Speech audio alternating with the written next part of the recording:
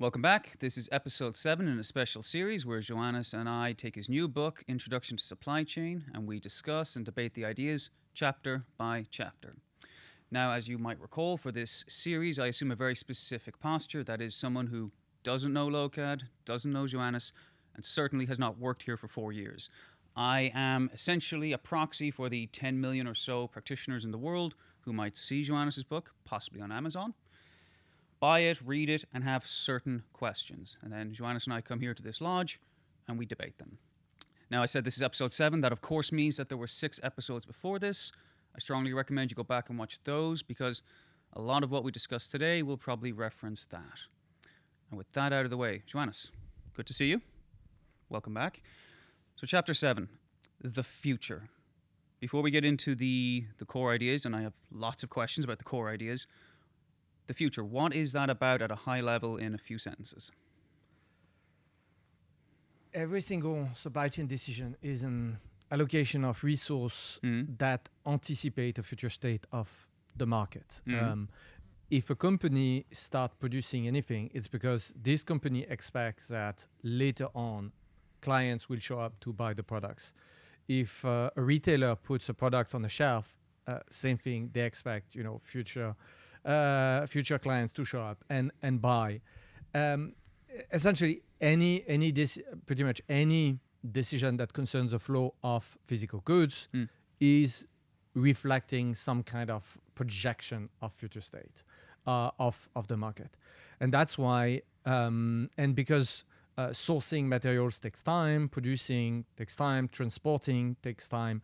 Because all of those operations takes time, you need to think about the future and plan your decisions so that you can act ahead of time and be ready in time. So fundamentally, that's why this notion, the future, is omnipresent in supply chain problems. It's because it is fundamentally about acting now correctly, and the correctness is defined by it will match the future state of the market, and it will be a good decision in retrospect a few weeks, a few months from now, once we can see how the future unfolds. Well, for me, reading it, what struck me as a core through line that comes up with all the little subsections and all the examples is the idea specifically of uncertainty. Because I don't think anyone disputes the idea that making decisions in supply chain is essentially a forward-looking bet. I mean, everyone fundamentally understands that. Like, I order a thing today, it won't arrive. It's not going to arrive now. I'm planning for future states, but you focus a lot on the uncertainty of the future. Yes, and the problem is that actually the mainstream supply chain perspective do not think like this at all. I know, yeah. You cover that in the chapter. Literally, the mainstream supply chain thing do not think in terms of decisions. Decisions do not exist. There are none. The mainstream perspective says the only thing that exists is a future that I already know. And then comes the orchestration. I know how many units will be demanded by my customers tomorrow, the day after tomorrow, 1 year from now. I have the numbers. So there is no, a decision implies that you have a choice. The classic perspective on supply chain, the mainstream supply chain theory, do not make this statement. They do not assume that you have any choice. They just say, the future is known. Now you can be compliant or non-compliant. And there are tons of statistics that are geared around that, but it's fundamentally a vision that is extremely binary, where it is just about the future is known and there will be compliance, and that's it. And that's why decisions feel so alien, because once you have a plan, it's either you are compliant with your plan or you're not compliant. It's the idea that you would have decisions, it doesn't even really fit. And that's why the classic mainstream, let's say, supply chain books, the notion of decisions is just absent because it doesn't fit the paradigm. Well, even at the start, you used the term plan and planning. Now, again, we're going to get into that in a moment, but you have slight reservation or slight robust reservations around the term planning. And we'll get into like the implications of, well, if we can't use the word planning, what do we mean? But at a high level, you actually, on the topic of uncertainty in planning, you actually quote Nassim Taleb in the book. and you say, and again, just because it is quite a nice quote, Taleb writes in Anti-Fragile, great book. I know you love it. I've read it myself. The illusion that you know exactly where you were going, and that you know exactly where you were going in the past, and that others have succeeded in the past by knowing where they were going. This is Taleb's, essentially his challenge on the idea of planning. Now, what exactly about Taleb's idea there resonates with you, and why is it relevant to your supply chain vision? So I would say there are two very different ways to think about planning. Yes. There are many other ways, but let's say there are two dominants. First, there is the layman intuition. The layman intuition is that I act now to improve my readiness to whatever the future will throw at me. This is preparedness. You're making plans to be prepared.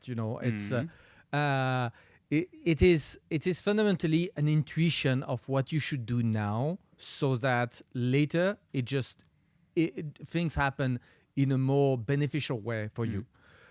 That can be, something as simple as a taxi driver that just decide to drive. This hour, I will drive for half an hour to end up in this neighborhood, and that will be a good neighborhood to pick a customer. That is the sort of intuition of planning. And then you have another sort of planning which became very popular in the 20th century, and that's the Gauss planning. And the Gauss plan is fundamentally a mathematical intuition. So it is not the one of the taxi driver. It is fundamentally saying, I can project time series into the future for what? For everything, for every single consumption of a resource, any resource that is demanded, requested by my clients. I can take notes, how many units do I need per day, and I can extend that into the future indefinitely. And that gives me a sort of baseline. And then once I have this data that can be projected again about the future, I can just say, now I orchestrate my resources to fulfill this future demand. And this is really the Gauss plan perspective on planning, and the central idea is everything is about time series. Everything is seen through time series. It's fundamentally, I would say, a mathematical projection of what the future even means. This is not what the taxi driver has in mind. The taxi driver doesn't think, I have a time series of people showing up in this neighborhood. He's not having like a mathematical intuition. It's just a very directional intuition. And most likely, if you ask a taxi driver why this person is doing it, he would say, I don't know, my experience, it's just something pattern recognition. It would not be like a mathematical formula. Okay. And that's fine. And what I'm saying is that we have this other way to think about the future, which is really the Gauss plan, which is about, let's use time series everywhere, project everything, make those time series accurate, and then once we have that, we freeze the forecast and we say this becomes the plan. And that's where I think, and this vision, which is a very, I would say, for me, it's very much scientism at play. It looks scientific because there is a lot of numbers, because you have time series projection and whatnot. It looks scientific, but for me, it's complete scientism. It doesn't work, but it completely captured, I would say, the interest of intellectuals through pretty much for an entire century. I mean, this captivation for this idea even predates computers. Okay, but how does that actually inform the worldview that you're pushing? I understand your objection to Gauss plan, but I'm still unclear from that answer. How does that fit into your conception of planning versus policy versus supply chain decision making? So the first thing that that's what I discuss in this book, is that we have to think of what the future is made of. Yes. And that's a very what is the very structure of the reality we're looking at. And I know it sounds like what, but okay, if we are looking at the propagation of radio waves through space, we have the Maxwell equations to tell us what will happen in the future.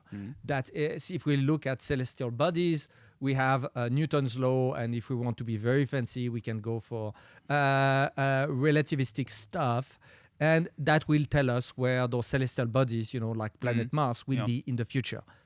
We don't have that luxury in supply chain. I mean, the problem is that that's what you're saying. But again, the mainstream supply chain theory make the exact opposite assumption. They say, oh yes, we are just one mathematical formula away of knowing the future perfectly.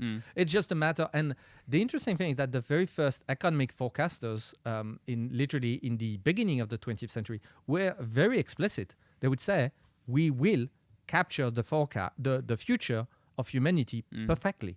And when I say perfectly, that was Roger Babson, for example, say, I'm going to do what Newton did for celestial bodies, and I will predict to literally with 5 digits of precisions the future demand for every single commodity or for every single product. That was the intent. And if you go into science fiction, for example, Asimov with his Foundation series, that's again same idea, is that we can, under certain conditions, Asimov was half a century after Babson. So the idea of he understood that the idea of capturing every single thing would be like maybe too demanding. But if we do statistics, we might capture the aggregates very accurately, even if individuals are a little bit too noisy. And Asimov has this idea is that just like what is called statistical physics, is that you can near perfectly predict the behavior of gases, even if you don't have the individual position of every atom in the gas.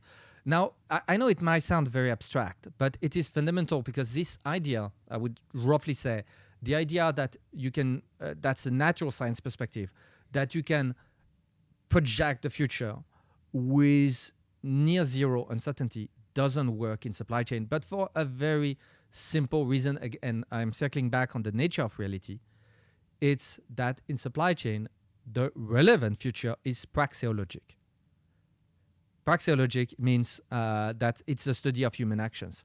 The future is made of decisions that have not yet been made by people who have agency. So the entire future is the aggregation of decisions that have not yet been made. And as long as people, so that's people you do not control, that's going to be your clients, your suppliers, your transporters, your competitors, as long as all those people have agency, then the idea of, I would say, a certain forecast don't even make sense, because if you had a certain forecast, all it would take for, let's say, a client to defeat this forecast is just decide that this person is going to do otherwise. If you predict that this person is going to buy today, and the person is made aware that you made this prediction, then this person can decide that finally no, spirit of contradiction, they just change their mind. It may sound silly, but in fact, the effect is very real.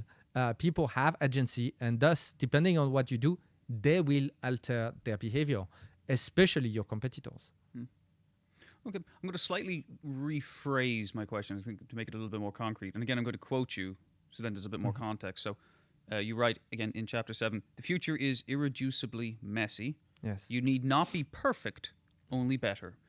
And decisive actions beat elaborate planning. And luck rewards the prepared. Preparation, then, is the art of cultivating opportunities. Now, you wrote that. Yes. Now, someone reading that and listening now might struggle to parse the difference between preparation and planning. So, again, in a concrete context, how do those two differ? Is your plan reified as a collection of time series?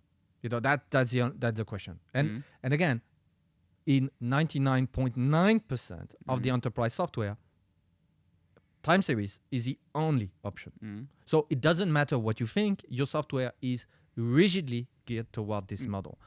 And the supply chain books that you have on your library, if you have any, are also rigidly codified around this idea. And pretty much that's pretty much everything. So you see that when I say everything, I say that if you go back since World War II, there is 1 million+ papers on inventory optimization, and the immense majority just adopt this perspective.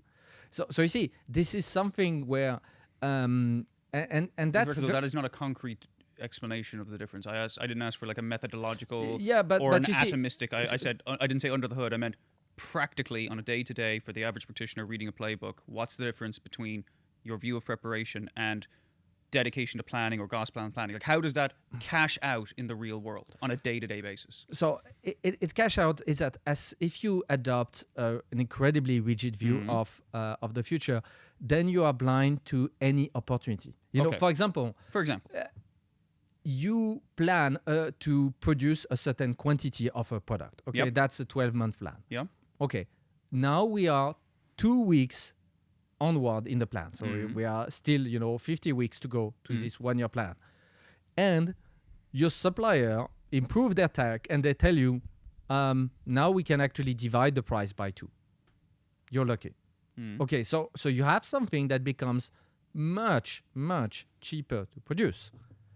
That's good.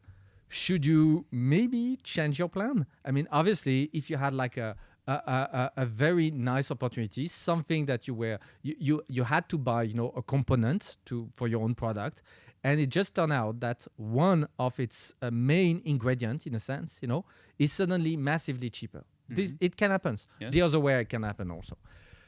Now, obviously, if you do nothing, you can be undercut in so many ways. Your competitors might decide to lower their price massively and just completely outcompete you, and so your the demand that you will observe will drop to zero. Or you can maybe negotiate with a supplier that you will capture most of this supply at this price point, and literally buy the stuff for up to 1 year ahead. And then you will be able to capture a lot of market shares by selling at a lower price point, but producing a lot more.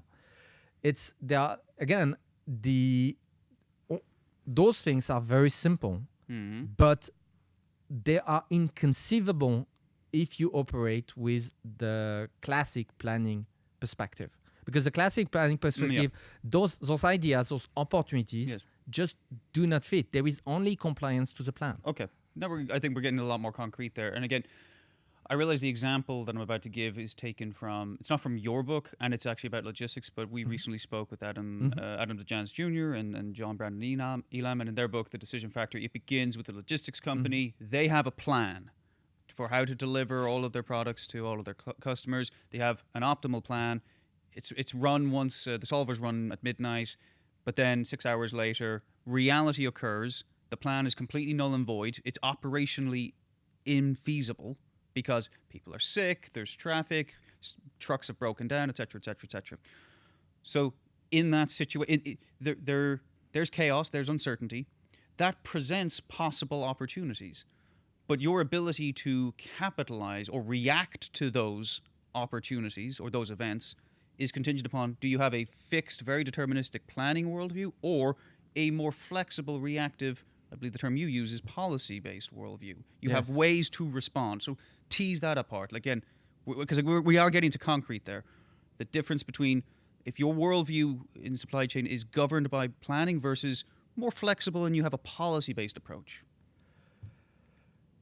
Again, the simplest way is to imagine a simple situation. Yep. You are running, let's say, a small store selling groceries. Perfect, let's say fruits, vegetables, very basic stuff. And so you go to your wholesaler every day at like 4 a.m. to buy the stuff, and you buy some stuff, and then that will be on your shelves presented during the day. And on the wholesalers, because again, this is fresh stuff. Sometimes you have opportunities. You will see, for example, very, very good-looking lettuces that are like very, very cheap. Or on the contrary, you look at what you have and you say, they are really not good and they are quite expensive. So do you want to behave and saying, I have my plan, I will buy, let's say 10 kilograms of lettuces for my store, no matter what? Or I will actually look at the price point of what my wholesaler and the quality that it has, because again, it varies day to day. And I will appreciate, is it like a nice opportunity? And maybe there is some stuff that I usually don't buy, let's say strawberries. Yeah.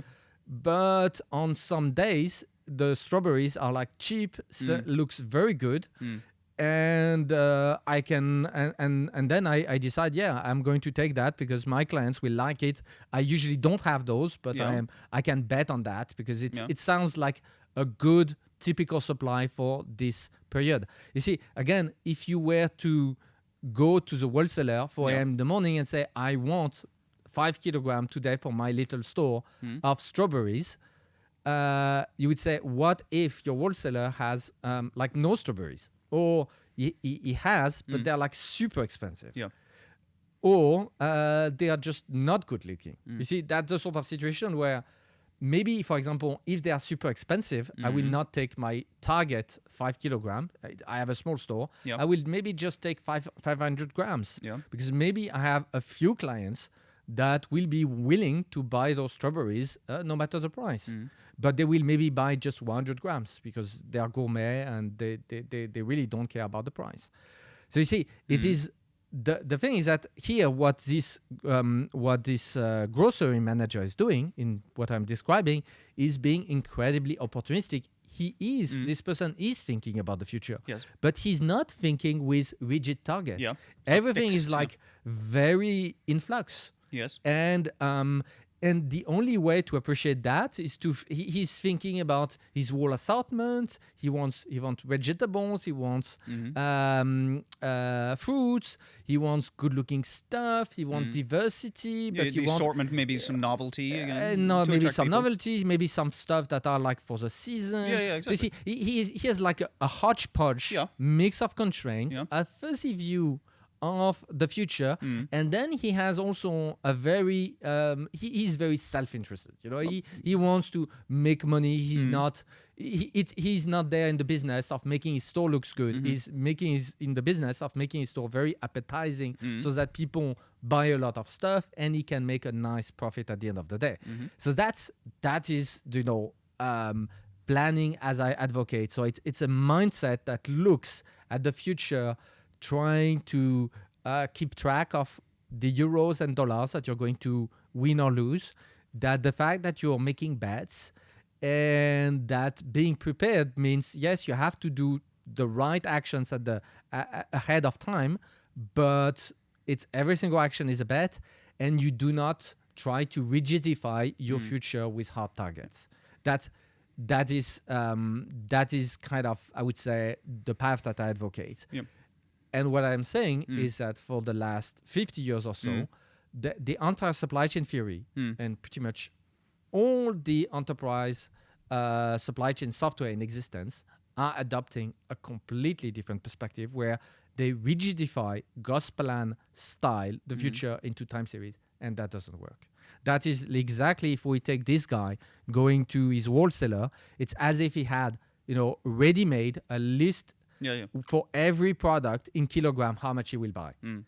And that's nonsense. Regardless of what opportunities are there. Exactly. And disregarding even basic availability on the wholesaler. It would say, oh, you need to have pastèque or whatever today. Watermelon. And the wholesaler doesn't have any. And on his list, he has like, oh, I give. Well, I don't get that, and I don't spend it because it's not on the plan. Yes, and so that's a very nice example.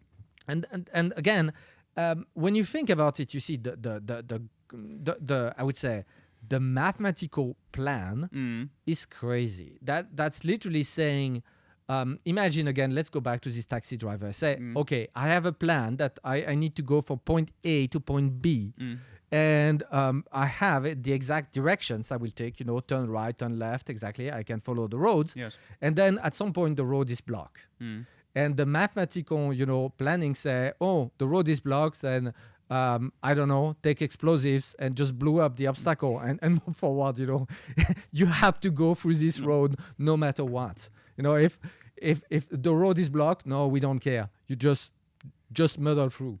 And that's insanity. I mean, obviously, this is so insane But you see, the interesting thing is that the example may sound like complete insanity, like go through no matter what. But this is exactly what was happening under the SSR with the cost plan. They were making a plan. Reality stuff were happening. The plan was becoming completely infeasible. And then people would end up with crazy things just to make the plan works. There was even an anecdote. I'm not even sure if it really happened, but it was really the style of things that the only way, for example, for a shoemaker under USSR to fulfill their quota was he decided he will just do left shoes. Give up on the right shoes, just do one type of shoes, because that would expand the amount of shoes that would be produced, and so you could meet the quota. The quota wasn't specifying that it should be right and left shoes. And that's, you see, this is the sort of absurdities that you get through rigid planning.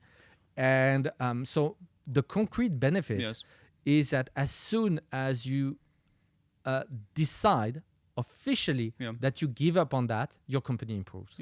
That's so you see, if you want as a practitioner to just benefit from this perspective, just say, we give up on time series. We give up on this dumb, dysfunctional planning. We can just do it, intuition. And that's the thing, is that it will work better. Because it's, what is a broken mathematical model is something that gives you incredibly crappy results. You do not trust a broken mathematical model.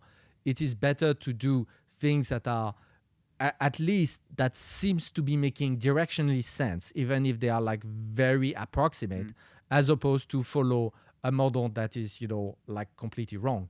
Again, just imagine you want to travel north and you have a very, very fancy compass, but the compass is pointing east. And should you follow this compass, or just even worse, the compass, whenever you look at it, the compass points a random direction. That would be a purely broken model. So you have your compass, but it's completely broken. Every time you look at it, it points a different direction. I mean, are you better off trying to navigate north by just vaguely looking at the sun and making like a super guesstimation of where the north might be, assuming that you can see the sun, versus following your compass, which every time you look at the compass, it points a different direction? I mean, you see, looking at a broken compass that would give you a random direction, you would say, but it's madness. Anything will be better than that. And that's what I say, when you use a mathematical model that is broken, it is just madness. It's just like having a compass that gives you a random direction and say, oh, but at least I'm doing something scientific. I'm using a compass. No, you're using a broken compass, and that's even worse than just doing something like extremely fuzzy, because at least what you're fuzzy is kind of approximately correct. I really like the analogy of the greengrocer, like in wanting to buy fruit, wanting to buy vegetables. I think it does illustrate the limitations of approaching your supply chain decision making, even if you don't agree with the concept of decisions in isolation, just approaching what it is you're going to do with your resources from a purely sort of static plan perspective versus a more agile, reactive example. Like, okay, opportunities on a day-to-day basis after my plan has been made will reveal themselves because the future is uncertain. Now, in order to implement that, we don't have to get into the software of it now, but in order to implement that, there are a few core changes or assumptions you have to accept regarding uncertainty. And a few of them you cover in the book, and I think it's time we get into them. One of them is planning, whatever language we want to use in terms of planning, making decisions around the mean, around the average scenario. You've pointed out in the book that is not great. Yes. Can you please expand on why it is not great to make decisions around the mean or the average? We have to go back to why do we have, this uncertainty of the future? Yes. And the root cause is agency. People can act. Okay. And when people... And the world stuff happens in general, not even just people. And those, you see, those people are not atoms bouncing randomly on walls and stuff. It's the people, communicate. They tend to listen and, for example, if people think that the world is going to run out of toilet paper, they all go and buy toilet paper. You give the example of Johnny Carson, the anecdote in the book. Yes. And it did happen, by the way, several times. And also a few years ago. So again, it is, so the consequence of that, of people having agency, but also people communicating with each other, is that your normal, you see, the mean is bad because it's saying as if you had like a central behavior and only statistical deviations. This is not how the world behaves when you have people with agency. When you have deviations can be incredibly large. And when I say incredibly large, I mean, for example, the price of oil can become negative. That did happen in the past. You know, per barrel, there was a point in time, it was like a decade ago, where there was weird stuff happening. And for a brief moment, the price of oil per barrel became negative because essentially people were stuck with the ports. They could not discharge their oil, so they were stuck with tankers that were costing money by the hour to run, and so it was a cost of storage, no opportunity immediate to sell, so owning oil was just suddenly dead weight. And so strangely enough, the cost of oil in a very in a very tight period became negative. So you see, and again, that is the sort of things that will not happen if you're in the realm of natural sciences. You know, if you're looking at gases and you, for example, you have two containers with a pressure difference and you make a hole, the gas that will highest pressure will flow into the container with the lowest pressure. It always happens like that. But with humans, no. It doesn't, because people do not obey simple physical laws. They can change their mind. And thus, if we go back to this mean, is that what happens is that you can have much more extreme behaviors. And that just, again, if you look, for example, at promotions, and we look, for example, into promotions in grocery stores. Most promotions, in terms of increase of sales volume, have almost no uplift. So you do a promotion and the demand is just the same. I mean, barely moved. And sometimes you do a promotion and you run out of the stock in the first hour after opening the store. So literally your store opens at 8 a.m., let's say. At 9 a.m., your stock, the thing that was promoted, is gone. And you thought initially that this thing was enough to last, let's say, a week. It lasted an hour. So the demand was 100 times higher than what you expected. It happens. You even have like funny situation in Netherlands where, for example, a supermarket does a promo and literally the entire area is completely blocked because there is like 1 million people who converge with their car toward the one hypermarket doing the promo. And you have like kilometers of traffic jams around the hypermarket. That's the sort of things that if you think in terms of statistical average, normal deviations and whatnot, you will never get that. You will never get that. We're definitely going to come back to that. In supply chain, you will get that. Again, if we look at outside retail, aviation, for example, one of our clients a few years back, they were having parts to maintain the 737 MAX from Boeing, and it turned out that there was a crash, deadly tragedy. And people rightly so were absolutely scared of running those aircraft because the question was, are they safe? And it was unclear. The answer was unclear. And so what did all the airlines do?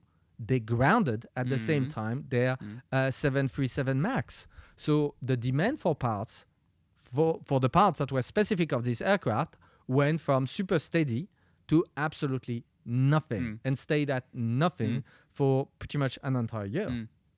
So you see, it's the sort of things where if you think in terms of average deviation and the fact that you think your mean is significant, this is not the world where we live in terms of supply chain. And again, another way to think of it is think of a stadium. Yeah. If you look at the man who is the heaviest, and the man who is like the skinniest, Yes. you don't even have a factor 10 of difference. It's if you're incredibly skinny, you're going to be what? Pathologically skinny as a man, you're going to be 40 kilogram, maybe 35 if you're literally starving. Yeah. And if you are, Morbidly morbidly obese, you can be what? 300 kilograms? If you're 300 kilograms, I don't know if you can even walk into a stadium. It will be difficult. Yes, so probably the max realistically is going to be yes, it will be probably something like 150, and then you can't even go into a stadium. So you see, the range of variation is in fact very, very small. Yes. So from, again, the skinniest man, fattest man in the stadium, we have not even a factor 10, factor 5. Now, let's have a look at bank accounts. Yeah. The guy who is the poorest on the stadium is most likely going, let's say we are in the US, a student with student debt. So it's going to be someone who has like minus $200,000 of debt. That's the poorest guy. So the guy has like minus something.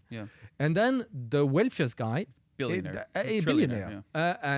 Okay, so we are literally talking of it's not that the billionaire is like a million times more rich, is that the guy is even negative. It's how do you even compare that? And that's the realm of human stuff. It's the when people can act, the differences can be absolutely enormous. Numerically we are talking of differences that can be times a million.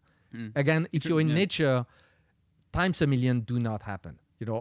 If you look again, the smallest cat, the biggest cat, it's not even going to be a factor 10. And that's the sort of things for everything. For example, how many days of sun do you have on average? In Ireland, 300. In Paris or in Ireland. Not true. And again, if you look at variation from year to year, it's not going to be that big. So that's the sort of things. But again, if you're looking about decisions, things can be wild. Yes. Again, price of silver, for example, for the last 20 years, it was multiplied by 20. So we have now better mining techniques, so we can actually extract more silvers than we ever did from the earth. And for reasons that have nothing to do with our capacity to produce silver, silver is now 20 times more expensive than it was 2 decades ago. And that's exactly what you should expect from praxeology, from a perspective where it's human agency. If people collectively decide that silver is worth more, then it is worth more. It doesn't need any kind of explanation for that. It's just belief. So this actually brings us to what I think is probably one of the most consequential points, certainly in the chapter, if not the book itself. And there's a bit of context here I want to get out. I have a couple of quotes. And that is the uncertainty surrounding fat tails. Yes. And you, again, some quotes. One of the biggest pains associated with uncertainty lies in the tails. To quote you, profits and losses are dominated by extreme events. Fat tail distributions guarantee extreme events will routinely appear. Now, quick primer for any non-stats people, fat tail event, simply an extremely damaging event that you feel is very, very, very unlikely, but in fact happens much more likely or more often than you would think. So like, it's not 1 in a million, it's maybe like 1 in 100, 1 in 200.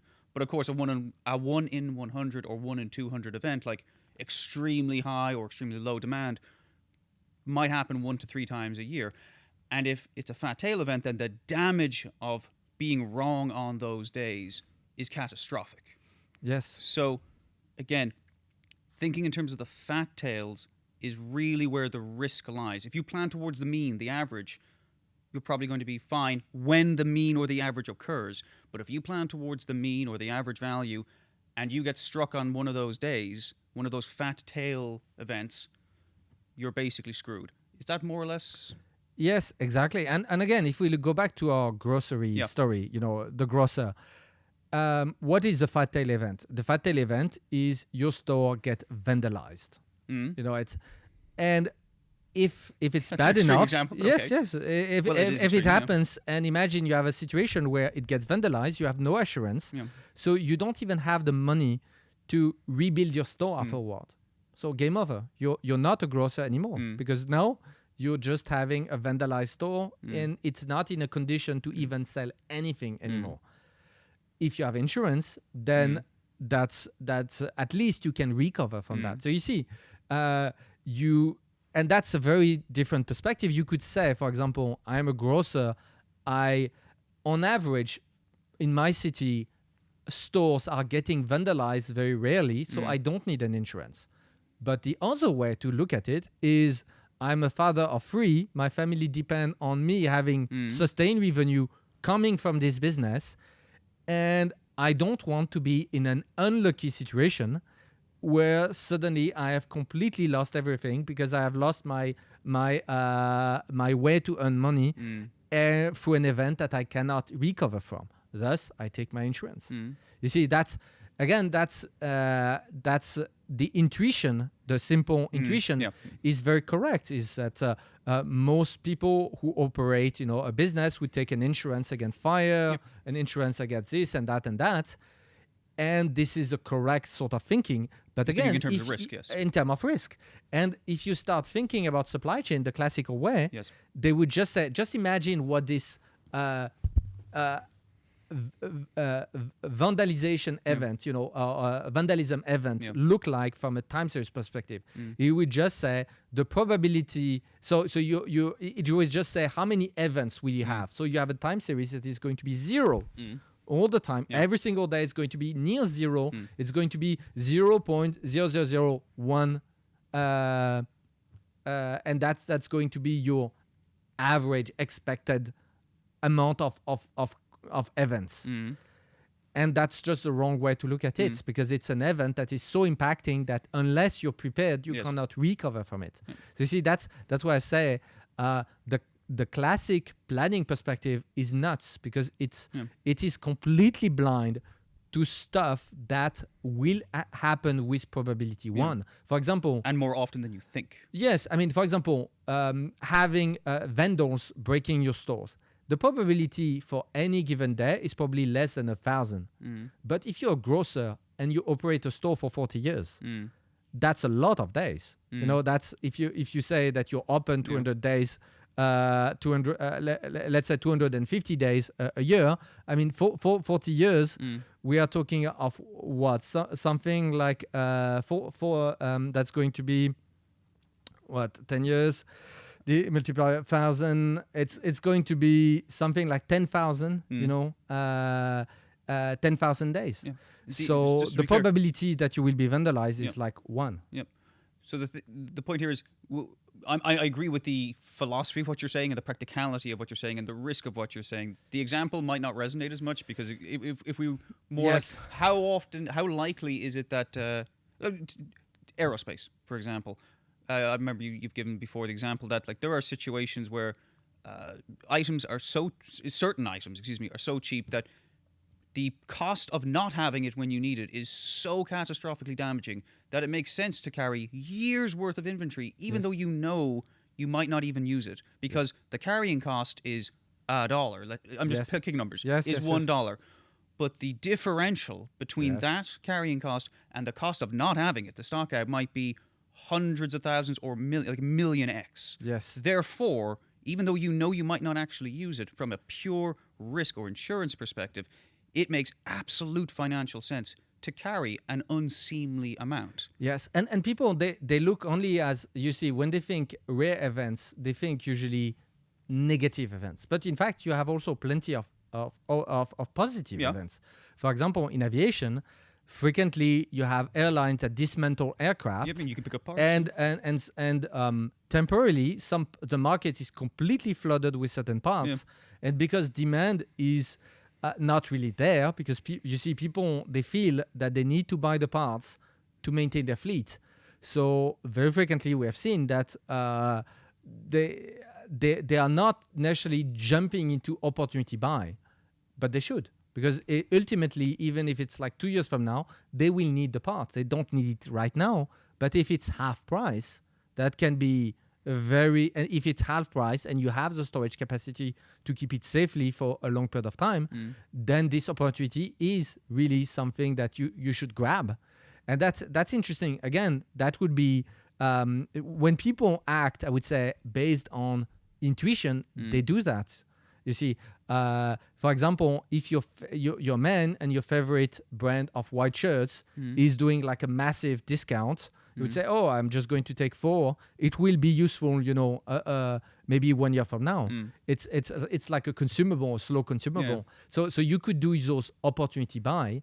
And the interesting thing is that, again, if you look at supply chain textbooks, those things that most people would do intuitively when it is their money and their life, as soon as they enter into a corporate settings, they would say, "Oh no, we don't do that. We have a plan. The plan does not include this opportunity buy, so we don't do it." And I mean, again, that is not very smart. This is not smart. And so not, I would say, the classic planning, which ignore this uncertainty of the future, it makes you very vulnerable. Again, that's focusing on the mean. It makes you very vulnerable to bad events, but it also makes you immune to the profits that you could have by being smart with the good events. Well, again, that's the whole point here. It is worth, I think, teasing it apart a bit. Like, again, just using simple round numbers. 10 days in a row you plan to the average value. Average value is 10. It's fantastic. And you're right. Let's say you're right. You have 100% accuracy, 100% service level, 10 days in a row. On the 11th day, you're out of stock. You have 0. The cost of lost sales or expediting or back orders or things like that could easily eat up the previous 10 days of profit, of what you've taken in. So again, like that, and that might represent an extreme event. There was a probability that extreme event might occur. You chose essentially, intentionally or no, you chose essentially to ignore the possibility that would occur, plan to the average, and when that extreme event occurs, essentially you're kind of wiped out. Yes, I mean, again, large companies are survivors, so usually their processes are not so broken that they would be wiped out. Well, the profits I just described are wiped out. You can lose, because the damage of being wrong is greater than the profit of being right. That's why I say, and that's very interesting. You see, because the reality is that practitioners intuitively they know that, and so. It's again, large companies plays a very strange planning game, which is the theory is completely broken, the commitments are broken, and practitioners they are not abiding to the plan. So and people say, "Oh yes, but next year we will be compliant to the plan." But this year now we need to do something differently. And the reality is that the practitioners who just decide screw the plans are almost invariably correct. You see, so we have this sort of schizophrenic approach where if you have to discuss with your colleagues, say, "Oh yes, we are going to implement safety stock, we are going to be compliant with the plan, we are going to do this and that, or the sort of thing," and then when it comes to actual resource allocation, people do things that are completely different, and it turns out that those completely different things are actually what makes a company ticks and remain profitable. You see, that's so. And what I'm saying in explaining is that you should not trust theories that have like a broken perspective on the future.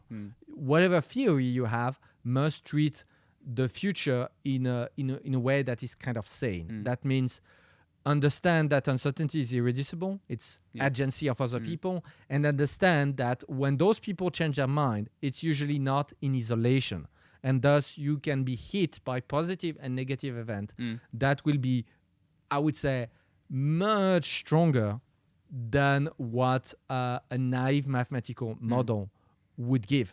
But again, for example, the taxi drivers know that, the intuition of a taxi driver, how much money are you going to make on any given day?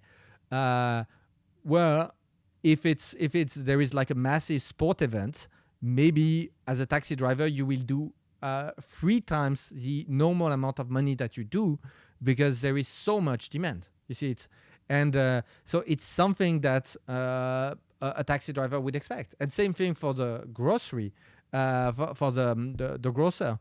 if there is an event happening in the neighborhood and there is like a massive influx of tourists, he will be selling a lot more on this day. And it wasn't perfectly predictable, but at the end of the day, that was like a record holding, sales day. The grocer is not stupefied by this outcome. He say, yeah, I mean, it's not every day that is like this, but those days they happen once in a while.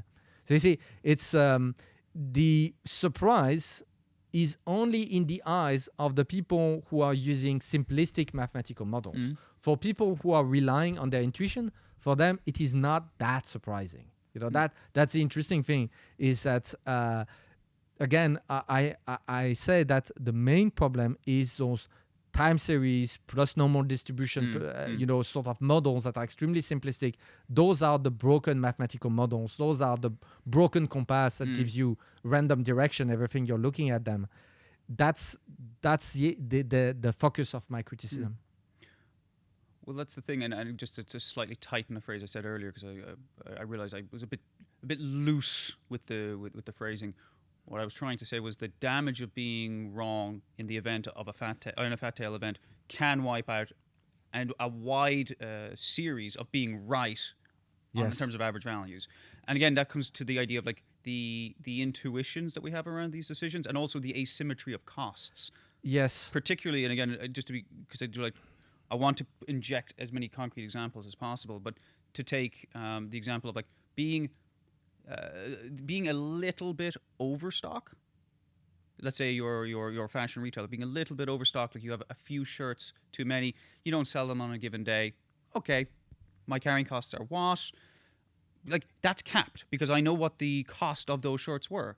It's not theoretically limitless what I'm going to lose there because I have a certain amount of extra left over. I know what that's worth. However, the cost of not having shirts, there's theoretically no limit, depending on how many people on average, let's say, come into the store and you operate, let's say, 10 hours a day. But theoretically, 1,000 people could come in wanting the exact same thing. You don't have it. They don't buy the white shirt. They also don't buy the blue jeans. They don't buy the belt. They don't buy the hat. They don't buy the flip-flops, whatever. They also possibly don't come back. So like the direct losses plus the indirect losses, both now and stretching forward in time, there's theoretically no upper limit to how damaging that can be.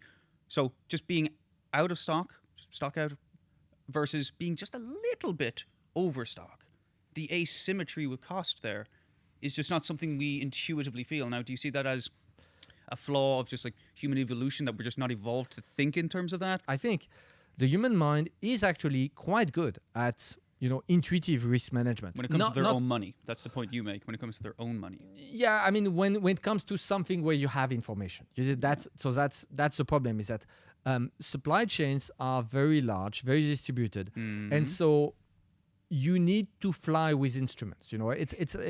You cannot fly by looking where you're going, because fundamentally you cannot even see the thing.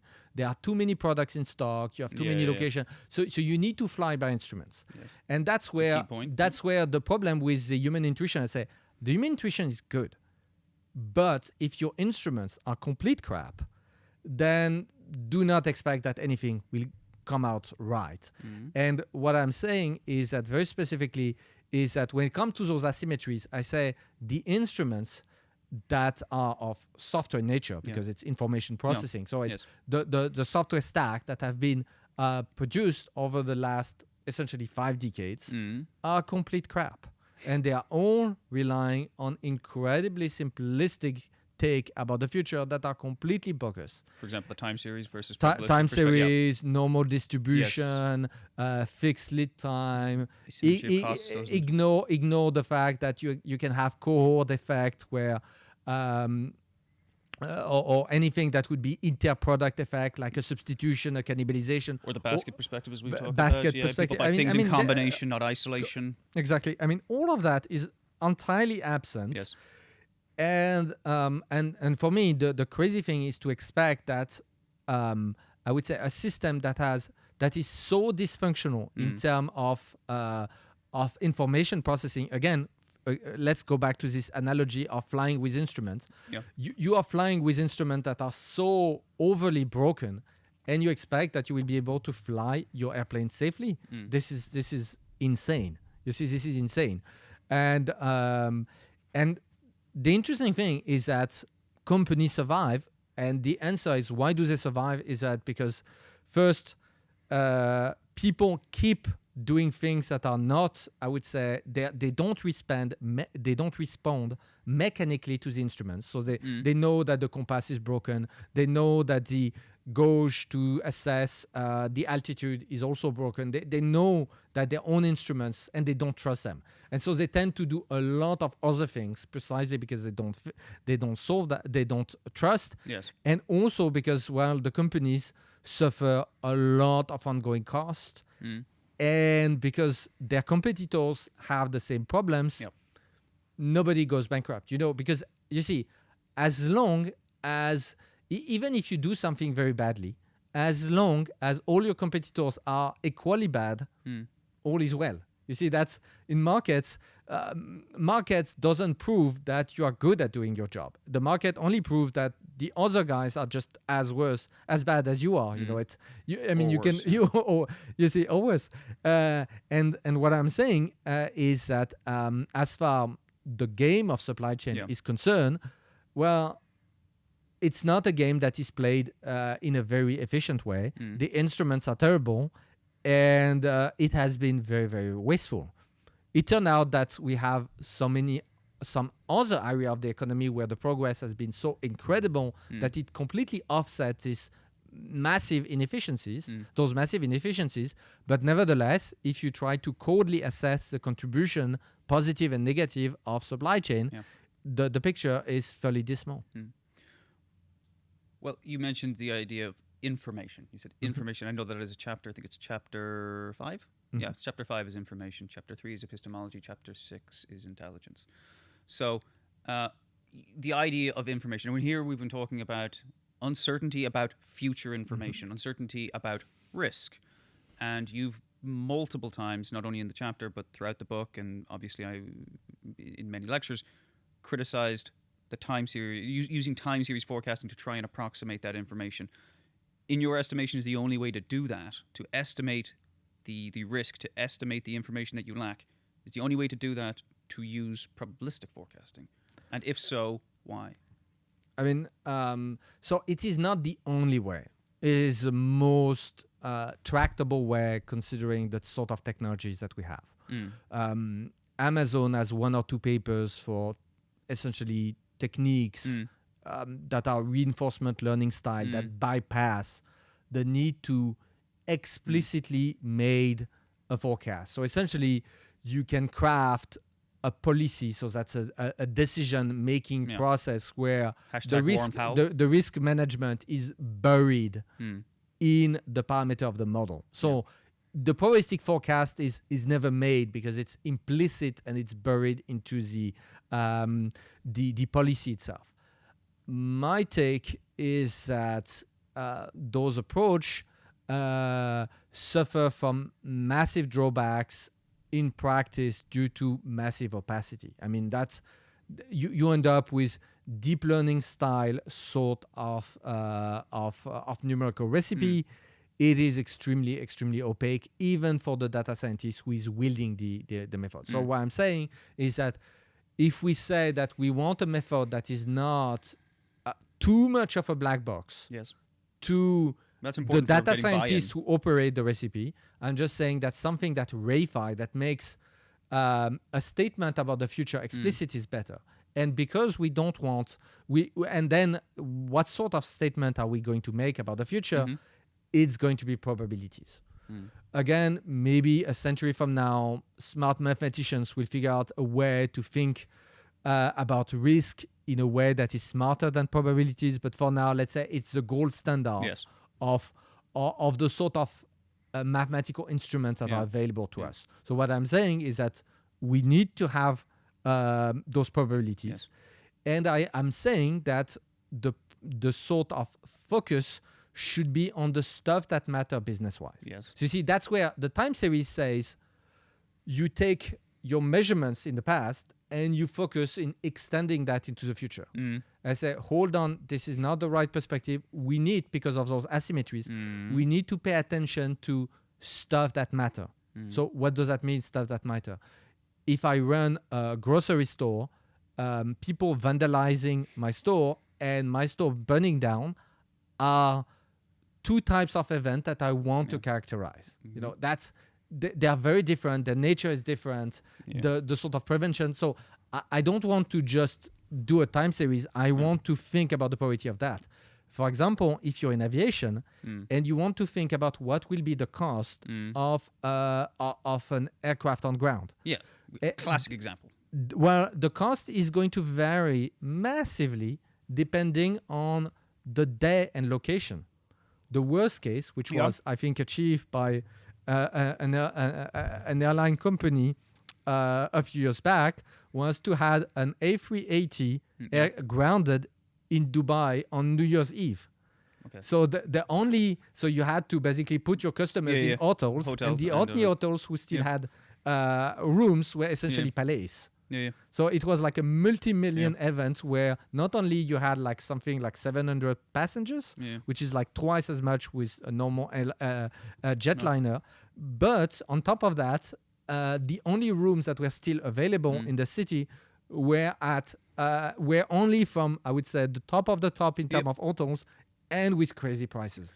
So you see, that's the sort of things where, okay, now is an aircraft on ground going to be as impacting if it's a city where there is a lot of spare hotel capacity and the price of the hotels are cheap, and there is a lot of spare capacity for rerouting my passengers through other aircraft. You see that maybe there will be a factor 10 between the difference between the worst case of an aircraft on ground and the easiest case.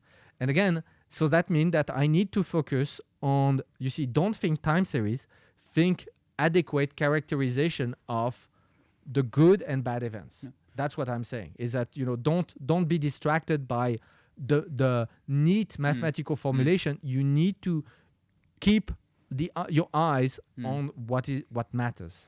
That's a really, really, really good example, and it is one where I can give a personal anecdote that demonstrates that quite well with a little bit more detail. Twice this has occurred to me. Again, an AOG, basically because planes can only fly so many. There can only be so many flight hours in a day, or when the plane is actually, even if it's waiting, it's still technically in use. And twice flying from Dublin to Paris, to Charles de Gaulle, that window was exceeded, so the plane is grounded. It cannot fly.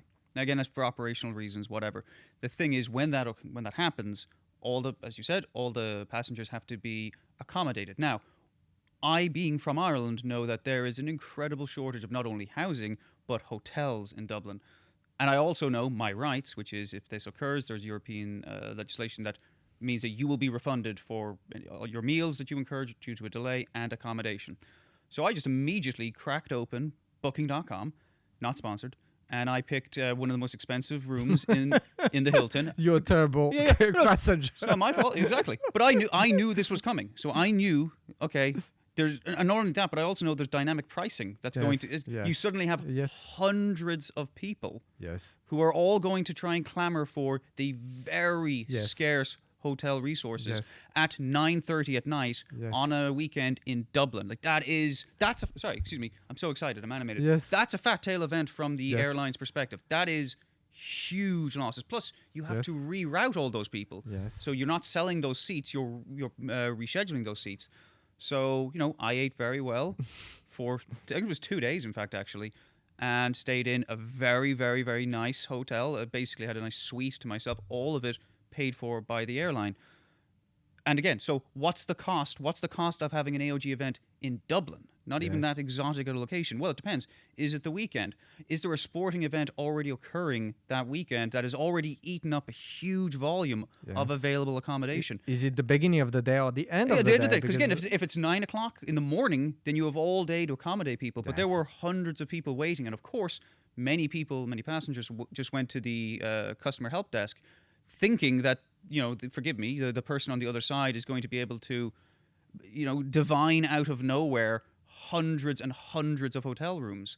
they're not going to be able to. So Yes. I have no idea what happened to those people or where they were shuttled to on the island of Ireland, but it was not in Dublin because I know that there are not a lot of places. Like they're Yeah. talking about hostels, maybe. Yeah. But again, Just you're talking- sleep on the floor. yeah, of but the basically, airport. but that's the situation because again, I knew before, because again, I work at Lokad. We have a lot of aerospace clients. I knew this was coming. So Yes. as I was sitting on the tarmac for like hour 3, I knew very likely we're going to have to get a room. I'll book a refundable room while I'm on the plane, Yes. and then flights cancelled. Like, I just walked, collected my bag, and went straight to my hotel room.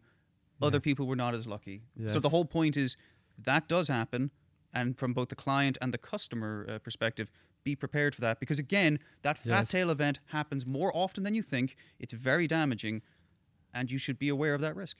Yes, and again, the much more frequently than you think. I think it's a little bit misleading. I mean, again, people don't have like a very quantitative intuition. So if you ask them to express that as a percentage, they would give you mostly bogus numbers. Yeah. But they will still, despite the fact that you don't know the probabilities, you can still have a fairly decent. You end up with a fairly decent decision. For example, booking a room where you can get a refund is, I mean, it's like insurance, no brainer. exactly. It's okay. If it happens, I win. If it doesn't happen, I don't lose much except spending a few minutes on the website, canceling the stuff.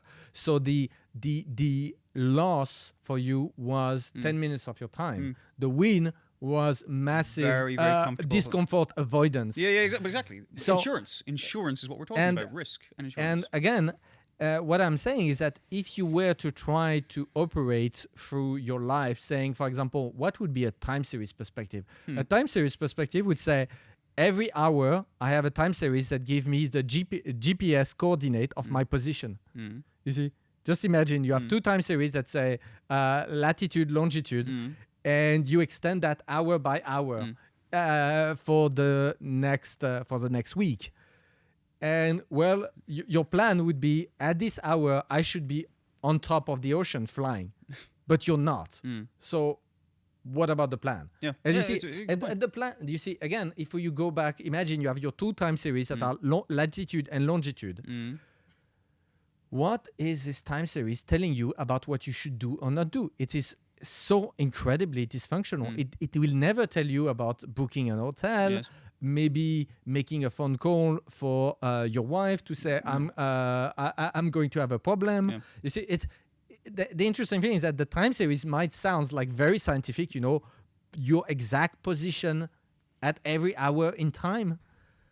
But in practice, it is completely non-operational for the basic decisions that you have to make, which is inform your relatives, manage with the hotels, think of your pack, think of also your own tiredness. Can I endure sitting in the airport for the next 4 hours, or do I need to sleep, eat, and whatever? You see, the interesting thing is that all of that, again, when you take a very individualistic perspective, subjective perspective, it's obvious. And when it becomes like a corporate, company, suddenly people say, "Oh no, time series are good." Yeah. It's literally no. Time series didn't suddenly graduated into completely dysfunctional, just because we are using them in a corporate settings that suddenly they start making sense. They were dysfunctional from the start. Using them in corporate settings doesn't make them a better way to think about the future. Reminds me, a few years ago, I was at an ISF conference. I think it was in Dijon, and I was moderating a panel, and we were talking about this exact point: the difference between what people will do personally and what people often will do once you put them in the same office. And I gave the example of like planning a holiday. If you were going to plan a holiday, or let's say you've already booked flights, and you're going to an exotic location, and you look at the probabilistic weather forecast a week from today, which is when you're going to travel, and it's like, it's a 20% chance of a tsunami occurring. Again, A tsunami cannot be. Let's say a storm. a storm, Let's an say absolutely storm. horrible storm. The entire trip is going to be horrible. Would you, and you can refund your tickets then? Yes. How would you proceed? Or even a 20, 30%, 40%, 50%, whatever. At a certain point, most people, if what they're optimizing for is, I desperately want sun. That's the objective function. I want sun. I want the beach. Yes. Are you going to continue to go to that location? You have the option to pull the money out, redirect it, but you've made a plan. And you have a probabilistic input that tells you that that plan you have made really might not play out the way you had planned, which is to have a nice time when you get there. Personally, what would you do? And most people agreed, yeah, I would probably reevaluate. It's like, okay, so you trust the probabilistic input for your own finances, but then you also advocate for the time series perspective when you go into and again, you can be also incredibly sensitive to subtle question. For example, do you have an infant with you? You know, that will completely change your assessment. You know, if it's only 2 adults traveling, or if they have like a 6-month-old baby, it's completely, you know, and you're caught in a difficult storm. It's, again, imagine if the airplane is completely shaken during the storm, and you have an infant with you. It's going to be hell for the baby and for you. And so, and what I'm saying is that it's the same thing for supply chains. I mean, you had like very subtle nuances that makes all the difference in appreciating in how you're going to appreciate a risk, because you can have substitute, cannibalization. You can have partners that can support you. You can have, you know, clients that can wait. We even have, for example, in aviation, situations where for example, you are supposed to repair a component, so you think of it of an MRO, and the MRO is lacking certain parts, but actually the client might even be in certain circumstances willing to actually send the parts, because the client also have stock of parts. So you are sending a component to be repaired to a company, and this company normally is supposed to have their own stock of spare parts, but in some circumstances they don't. And because it's your component and you're still very interested in the outcome, you might end up in a situation of sending some of your own spare parts to this supplier so that they can proceed and complete and send you back the stuff that is serviceable again. So those are situations where it doesn't fit a time series, but if you think of it as from a pragmatic perspective, it's a no-brainer. And that's really the crux when I say thinking about the future, is that people need to be thinking about the future in a way that is non-dysfunctional. And if they want to use math, it is fine. Math is necessary if you want to be able to translate your intuition into software. So if you want to use math, which is complete, so formalism, just use a formalism that is not completely broken, and I'm just say probabilities, because that's a safe bet. That's a very reliable tool. It's you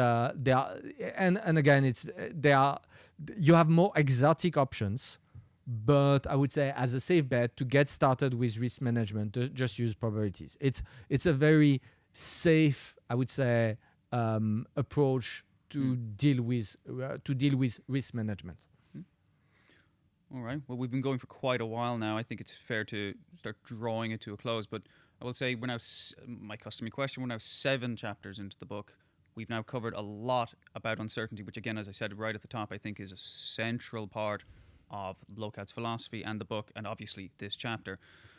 What can people take from this chapter and immediately apply going forward? Identify Gus plan style planning in your company and just stop doing that. You see, it's there you go. You heard it here. That's once you understand how you should think about the future, which is not too difficult, by the way. It's just change will occur. Yes, and you have to be opportunistic. Yes. You see, so when something favorable happens, you need to seize the opportunity, and when something and when there is a possibility that something extremely damaging may happen, you have to prepare so that you minimize the damage when it happens. You know. This is not like incredibly sophisticated idea. What I'm saying is that I'm just clarifying this chapter. This is the correct way to think about the future. Do not think that those plans that are very elaborate, sophisticated, are, I would say, holding a superior truth. They are not. They are dysfunctional. They work very badly. Because that's the thing, is that many practitioners look at those plans and say, oh yes, those numbers are so bad, but it's a science, trust the science. We need to do that, but I can't really use those numbers, but I recognize that that is the true science. And the message of this chapter is, no, this is not true science. This is completely bogus. This is scientism. And if you understand that, this chapter will give you the arguments to argue with your top management that your company should stop doing something that is actually creating economic damage on an ongoing basis. You see, people underappreciate that if you stop doing something that is just creating economic damage for your company is better off. You don't need to do anything good. If you just stop doing something bad, more profit. And you see, that's something I think it's very difficult especially in large companies, is to think subtractively. They think that to make money, we have to do more things. We have to do something better. But my observation is that large companies usually, that's not the problem. As far the magic sauce for them to make profit, they are already doing the right thing on many things. Otherwise, they would not even exist. Yes. And if we want to, unlike the next stage of profitability, usually for established companies, the amount of opportunities in just removing the bad stuff is absolutely gigantic compared to improving the good stuff. You see, it's there are for your average large established companies that has like a supply chain, subtractively removing the bad stuff is almost always like the easiest and simplest area. But it is counterintuitive, because I think that is the human intuition, is we want to add stuff. For example, want to make things better. Yes, very few people would think, if we just remove all those people and we don't replace them, everything will be better. Or just remove a crappy practice. Yeah, or just the people. That's the people. That was what Elon Musk did with Twitter. I mean, he started by firing 80% of the company, and then half of the 20% that remained just quit. And turned out that now they are like 90% down headcount. And X is actually working better than ever before. It has more interesting. They brought tons of features that they didn't have before, like videos and whatnot. I mean, I've been a long time Twitter user now, X, and this network, after a 90% headcount reduction, is, as a software product, much better than it was before. So that, you see, that is literally the power in action of, if you just stop doing things that are literally harming your company, you will be much better off. And I think for established companies, it is bureaucracies are accretive. Yes. You accumulate a lot of people, a lot of process, and it's ongoing. And every manager, they want to add a new stuff, and the idea of just suppressing stuff is a little bit terrifying. And in the software industry, we have the same problem. When people say, "Oh, should we just delete the code?" and people say, this code might, we have this feeling that this code might be useful in the future. So we say, "Oh, we invested so much to write it in the first place." Sunk costs, essentially. Yes, sunk costs. Should we really delete it? Yeah. And the answer is mercilessly. You just delete.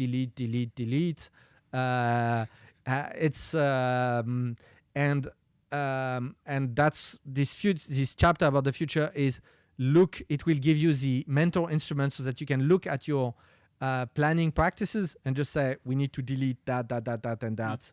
And it will just be better. Okay. Just be better. All right. Well, Johannes, thank you. I don't have any more questions. Thank you for joining me. And I'll see you soon for Chapter 8. And to you, thank you very much for watching. As always, I say at this stage, if you want to continue the conversation, you can reach out to Johannes and me. We're both on LinkedIn. Or you can send us an email at contact@lokad.com. And with that, we'll see you next time for Chapter 8. And, get back to work.